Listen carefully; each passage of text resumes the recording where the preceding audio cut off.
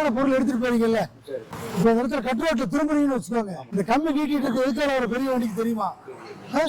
தெரியாது இல்லைங்களா? இப்ப சேவ் துணி கட்டிருந்தீங்கன்னா தெரியுமா? இது எங்களுடைய கவனத்தில் இருக்கிறதுனால இது கட்டுறது. அது பார்த்தேன் நிறைய இடத்துல முன்னாடியே கட்டாம போயிருப்பாங்க, கட்டி விட்டுருக்கோம். உங்க இடத்துல கவனத்துல உங்களுக்கு தெரியும் எதுக்காக ஒரு பேருந்து வந்து திரும்புறாங்கன்னு வச்சுக்கோங்க. இனிமேல் வந்து நான் ஃபாலோ பண்ணுவேன். தவறு கிடையாது, விழிப்புணர்வு தான். ஆமா, இது வந்து நமக்கு தெரியும், வர்றவங்களுக்கு தெரியாது. ஏன்னா இப்ப நீங்க திரும்புறீங்க, உங்க வண்டி நீட்டிட்டு கரெக்டா திரும்பிக்குவீங்க. ஆனா அங்க இருந்து ஒரு பேருந்து வருதுன்னு வச்சுக்கோங்க, வண்டி கீழே தான் பார்ப்பாங்க, மேல பார்க்க மாட்டாங்க. ஒரு லாரி வேணுமா ஒண்ணு வேணுங்க. ஆமா, இதை வந்து பெரிய வேலையில ஒண்ணும் இல்ல, இப்படி உள்ள விட்டு இப்படி கட்டிட்டு வந்துருங்க.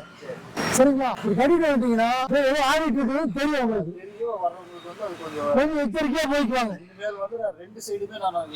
அவ்வளவுதான், பின்னாடி கட்டிக்கோங்க, முன்னாடி கட்டிக்கோங்க. அவ்வளவுதான், இந்த விழிப்புணர்வு தான். இதே மாதிரி எல்லாருமே.